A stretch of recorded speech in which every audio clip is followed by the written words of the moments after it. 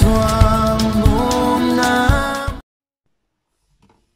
Coucou à tous mes bien-aimés, soyez bénis au nom de Jésus. Vous allez vous rendre compte qu'on a changé de décor. Je fais cette petite vidéo dans la voiture parce que depuis 2 jours, ça me montre comme ça. Je dis non, je dois faire cette vidéo vite fait. Voilà, vous allez vous rendre compte que tout autour de moi, il fait beau. Aujourd'hui, nous avons le soleil. Nous qui sommes au nord de la France, souvent, on n'a pas le soleil. Mais ces derniers temps, Dieu nous fait grâce d'avoir le soleil. Et je dis merci Seigneur pour ce soleil. Et il y a même des fleurs, il y a des arbres tout autour de moi. Je dis Seigneur, merci pour ces arbres qui nous donnent de l'oxygène aussi. Seigneur, je dis merci pour le souffle de vie que tu m'accordes. Le fait de pouvoir faire ces vidéos, c'est une grâce que je reçois du Seigneur. À l'instant où je suis en train de parler, il y a quelqu'un qui est en train de pleurer. Il y a quelqu'un qui est en train de se lamenter parce qu'il a perdu quelqu'un.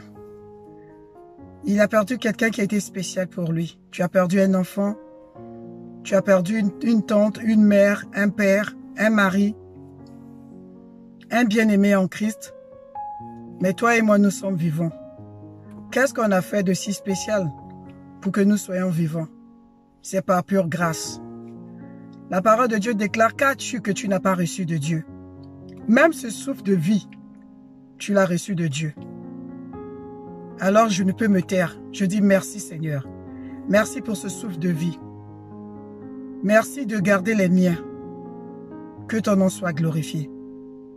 Voilà, vous avez tout compris. Je vais faire cette vidéo. Et le thème de cette vidéo, je vais l'intituler la reconnaissance. Pourquoi la reconnaissance? Parce que quand je regarde autour de moi, je me rends compte que l'être humain n'est plus reconnaissant. La plupart, pas tous, mais la plupart ne sont plus reconnaissants. À commencer par nos enfants à la maison. Tu prends la peine de leur faire à manger. Tu prends la peine de leur faire des petits cadeaux. À peine qu'ils te disent merci. Et même quand tu leur demandes de te dire, parce que c'est à toi encore de leur demander de te dire, tu dis de te dire merci. Ils vont dire, ah, mais c'est pas ce que j'ai voulu. Pourquoi? Parce que pour eux, c'est un acquis. Tu es dans l'obligation de leur faire des cadeaux. C'est ton devoir de leur faire les cadeaux. Mais eux, ils ne peuvent pas te dire merci. Tu prends une épouse qui a la grâce d'avoir un mari attentionné, qui t'aide dans les tâches ménagères, qui t'aide avec l'éducation des enfants, qui te fait des petits cadeaux, qui te fait sortir de la maison pour t'amener dans les salles de cinéma ou encore dans les restaurants, dans les petites fêtes. Mais toi, tu ne sais pas lui dire merci. Il te couvre des attentions, il te couvre des cadeaux. Toi, tu ne sais pas lui dire merci. Tu prends aussi un époux ingrat, un mari ingrat. La femme s'évertue la longueur de journée à tenir la maison propre, à lui faire les bons petits plats, à prendre soin de ses habits, à prendre soin de sa vie. Il ne sait pas ouvrir sa bouche pour dire merci chérie. Tous nous sommes remplis d'ingratitude. Pourquoi? Parce que pour nous, c'est normal, c'est un acquis. Il est obligé de me le faire. Il est obligé de me rendre des services. Et moi, en retour, je ferme ma bouche. Parfois, je critique même les services qu'il me rend. Je critique les services que les parents me rendent. Je critique les services que mes bien-aimés en Christ me rendent. Je critique les services de tout le monde. Cette ingratitude grandit dans les cœurs. Oh, bien-aimés, nous sommes sur la terre. Nous sommes dans le monde. Mais nous ne sommes pas du monde. Ce n'est pas moi qui le dis. C'est le Seigneur Jésus. Il nous a placés ici. Mais nous ne pouvons pas nous conformer à ce qui se passe tout autour de nous. Ici en Europe, on aime bien parler des droits. C'est rare que tu entends nos enfants parler des devoirs. Tu as le droit de ceci, ils ont le droit de ça, ils ont le droit de ceci, ils ont le droit de cela. Mais ils n'ont pas les devoirs. Je vais dénoncer quelque chose. Certainement, ça va faire mal. Vous allez peut-être me critiquer, mais là n'est pas le problème. Mais il faut qu'on en parle. Nous, les Africains, d'origine, nous les Noirs d'origine africaine, la plupart du temps. Je ne sais pas si ça se passe aussi de l'autre côté, mais je parle de nous, des Noirs d'origine africaine. Dieu nous a fait grâce de venir dans ces pays. On est venu ici, comme on a l'habitude de dire, entre guillemets, se chercher. Et je vais parler pour ceux qui sont en France comme moi. Tu arrives ici, avant même que tu aies des papiers, dès que tu as introduit tes dossiers, on t'accorde l'aide médicale d'État. Donc tu vas à l'hôpital, tu te soignes gratuitement. Et une fois que tu as des papiers, l'État te verse un peu des allocations. Qu'est-ce que tu trouves à dire? Ah, c'est normal. Ils pillent chez nous. C'est normal. Ce sont eux qui sont en train de piller nos ressources naturelles. Tu ne peux même pas ouvrir la bouche pour dire Seigneur, merci. Merci Seigneur parce que tu as mis dans les cœurs de ces autorités de penser à nous. Pendant que tu es en train de dire, ils sont en train de plier ton sous-sol. Et ton président, le président de ton pays, lui, il fait quoi? Tes parents qui sont ministres, tes parents qui sont députés, tes parents qui sont directeurs chez toi, qu'est-ce qu'ils font? Même ton propre grand frère, il va vouloir même te donner l'argent en couchant avec toi. Tu le sais. Le président, il est de la même région que toi. Il arrange son village, il arrange sa ville, mais tout autour de lui, c'est sale. Ça aussi, ce sont des Blancs qui sont venus faire ça chez toi? Non, bien-aimé. Soyons reconnaissants. Le Seigneur fait des grandes choses pour nous.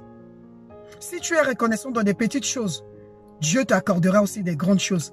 Peut-être le verset n'est pas bien cité dans ce contexte, mais c'est juste l'expression que je veux que tu écoutes.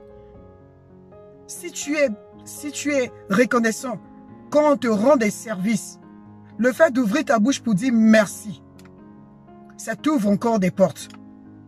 Merci à celui qui te rend service.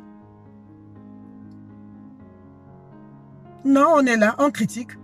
J'aime bien aimer qui sont d'origine italienne, mais qui viennent s'installer ici. Même les Espagnols. Le même système social n'est pas le même. Même aux États-Unis. La plupart du temps aux États-Unis, chacun pour soi. Tu dois travailler pour pouvoir aller à l'hôpital. Mais ici, non.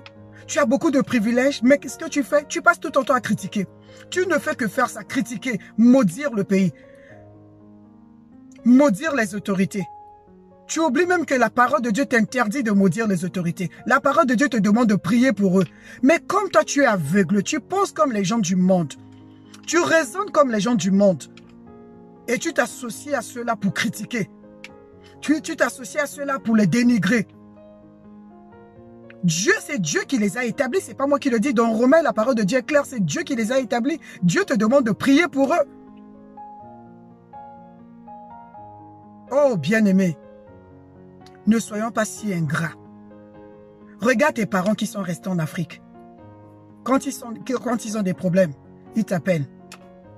Grand frère, grande sœur, j'ai besoin de telle chose. Toi, tu te bats pour envoyer. Avec l'argent que tu les envoies, personne ne prend le téléphone pour pouvoir t'appeler pour te dire merci. Non, c'est normal. Il ne peut même pas réaliser combien de sommeil tu coupes le matin. À 4 heures du matin, tu te lèves dans le froid. Tu es obligé de te lever. Non seulement tu es obligé de te lever dans le froid, mais tu as les factures qui t'attendent. Mais tu fais des sacrifices pour les envoyer. En retour, qu'est-ce que tu reçois? Le silence total. Tu sais, tu penses la prochaine fois quand ils vont t'appeler, peut-être tu vas le faire, mais ça sera par contrainte. Ça sera plus par joie. Tu vas le faire parce que ce sont peut-être tes parents qui sont sortis de même père avec toi. Mais tu vas plus le faire par bonté. Non. À cause de quoi? L'ingratitude. L'ingratitude te ferme les portes. Que ce soit tes bien-aimés en Christ, que ce soit ton pasteur, merci pasteur, quand il te donne des bons messages, l'évangile pur, merci. Tu n'es même pas obligé de lui dire merci comme ça, tu dis merci à Dieu, tu pries pour lui, tu pries pour la nation que Dieu t'a établie. Bien-aimé, cela t'ouvre les portes.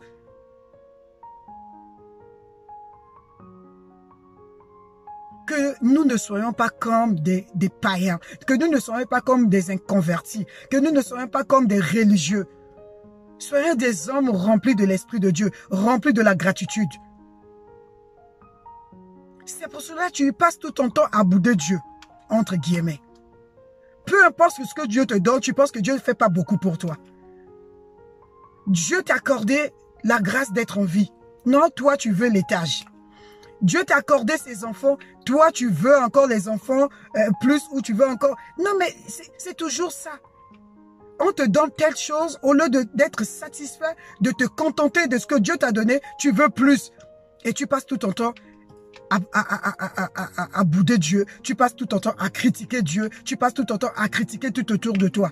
Ingrat. L'ingratitude. Et à force de demeurer dans ça, et des portes ne s'ouvrent pas. Tu es là, tu vas recevoir que des miettes. Tu ne pourras pas recevoir réellement ce que Dieu avait prévu pour toi. Parce que tu es ingrat. Nous allons lire dans la parole de Dieu. Je ne peux que lire la parole. Nous allons lire dans Luc 17, à partir du verset 11. Je suis dans la voiture, j'ai oublié mes lunettes. Mais je vais m'efforcer à lire sans les lunettes. Luc 17, à partir du verset 11 jusqu'au verset 18. Le titre, c'est « Guérison des 10 lépreux ». Alors qu'il se rendait à Jérusalem, Jésus passa entre la Samarie et la Galilée. Comme il entrait dans un village, 10 lépreux vinrent à sa rencontre, ils se tinrent à distance. Ils se mirent à lui dire « Jésus, Maître, aie pitié de nous ». Lorsqu'il les vit, Jésus leur dit « Allez vous montrer au prêtre ». Pendant qu'ils s'y allaient, ils furent guéris. L'un d'eux, se voyant guéri, revint sur ses pas en rendant gloire à Dieu à haute voix. Il tomba à visage contre terre aux pieds de Jésus et le remercia. C'était un Samaritain. Jésus prit la parole et dit « Les 10 n'ont-ils pas été guéris? Et les 9 autres, où sont-ils? Ne s'est-il trouvé que 7 étrangers pour revenir et rendre gloire à Dieu? » Puis il lui dit « Lève-toi, vas-y, ta foi t'a sauvé. » Alléluia. La reconnaissance a fait de sorte que ce Samaritain, ce lépreux qui est revenu dire merci à Jésus à haute voix. La Bible précise à haute voix. Il n'avait pas honte. À haute voix, il dit merci, gloire à Dieu de m'avoir guéri. La Bible dit que non seulement il a été guéri physiquement de sa lèpre, mais il a été sauvé. Son âme a été sauvée. Le jour que le Seigneur Jésus reviendra pour juger les vivants, lui, il ne sera pas de l'autre côté. Il ne va pas se retrouver en enfer. À cause de quoi? À cause de quoi? La gratitude, la reconnaissance. Mais les 9 autres qui sont partis sans dire merci à Dieu, ils ont été guéris physiquement, mais ils n'ont pas été sauvés. Au jour de la résurrection, ils vont se retrouver de l'autre côté en enfer. Bien-aimés, la reconnaissance va faire de sorte que Dieu soit content de toi, que tu trouves ta place auprès du Seigneur. Le jour de la résurrection. La reconnaissance va t'ouvrir les portes sur la terre. La reconnaissance va faire de sorte que tu gardes les amis fidèles. La reconnaissance. À chaque fois que quelqu'un va penser à faire du bien à quelqu'un, il va penser d'abord à toi qui as l'habitude de lui dire merci. Il ne va pas penser à un ingrat. Il pensera à toi parce que tu sais dire merci. Même parfois, peut-être tu n'as pas la possibilité de lui dire merci, mais tu pries pour la personne. Tu pries pour l'église que Dieu t'a établie. Tu pries pour la nation que Dieu t'a établie. Tu pries pour la famille que Dieu t'a donnée. Tu pries pour les parents que Dieu t'a donnés. Tu pries pour les enfants que Dieu t'a donnés. Tu pries pour l'époux que Dieu t'a donné. Tu pries pour l'épouse que Dieu t'a donnée. Quand tu fais ces choses-là, tu ouvres les portes et tu secoues le ciel. Dieu est content pour toi. Bien-aimés, soyons reconnaissants. Soyons reconnaissants dans la vie. Ne nous comportons pas comme des païens, comme les gens qui ne connaissent pas le Seigneur. Tout leur est acquis. Le souffle de vie leur est acquis. C'est pour ça qu'ils se lèvent le matin, ils font des programmes, ils font des projets. Ils vivent comme ça, ils pensent qu'eux-mêmes, ils sont maîtres de leur souffle, maîtres de leur destin. Mais toi et moi, comme nous sommes reconnaissants, à chaque fois que tu te lèves le matin, tu dis merci Seigneur. À chaque fois que tu as des projets, tu dis merci Seigneur. Seigneur, conduis-moi. Tu soumets tes projets à Dieu. Tu soumets ta vie à Dieu. Tu soumets toutes choses que Dieu te donne sur la terre à Dieu. Parce que tu es reconnaissant que c'est lui qui est la solution. Que c'est lui qui est à l'origine de toutes choses. Toi qui m'écoutes encore aujourd'hui, qui est si ingrat, tu penses que le souffle de vie que tu détiens, ça t'appartient. Or, tu as oublié que quand Dieu t'a envoyé sur la terre, quand Dieu t'a conçu, il avait un but. Le but, c'était pour que tu le vénères. Le but, c'était que pour que tu l'honores. Le but, c'était pour que tu le reconnais comme ta source. Oui, Dieu, quand il t'a créé, il a un but. Tu n'es pas venu sur la terre comme ça. Tu es venu sur la terre pour glorifier Dieu au travers de ta vie, au travers de ton comportement, au travers de ton obéissance, de ta soumission vis-à-vis de lui. Voilà pourquoi il t'a envoyé sur la terre. C'est pas pour avoir des belles voitures, c'est pas pour avoir des belles maisons seulement, c'est pas pour avoir les enfants, c'est pas pour avoir telle ou telle chose. C'est d'abord pour le vénérer, c'est d'abord pour l'honorer, pour lui rendre gloire dans tout ce que tu fais. Si tu ne l'as pas encore fait, si tu n'as pas encore donné ta vie à Jésus, donne ta vie à Jésus. Il n'attend que ça, il t'aime. Il attend que toi, tu lui donnes ta vie. Tu lui donnes ta vie, oui. C'est ce que Dieu attend de toi. Que tu sois reconnaissant pour la vie que tu as. Que tu sois reconnaissant pour les privilèges, de tous les privilèges que tu as. Sois reconnaissant vis-à-vis de Dieu. Que Dieu nous bénisse. Je prie afin que quelqu'un se souvienne que si je suis ce que je suis, c'est grâce à Dieu. Je prie aujourd'hui que quelqu'un se rende compte que tout ce qu'il a, tout ce qu'il possède, le peu même, si tu penses que c'est le peu, même le peu que tu possèdes, c'est grâce à Dieu. Et sois reconnaissant vis-à-vis de Dieu et vis-à-vis de ta famille. Que Dieu nous bénisse abondamment. Amen. Je vous aime, Jésus vous aime aussi.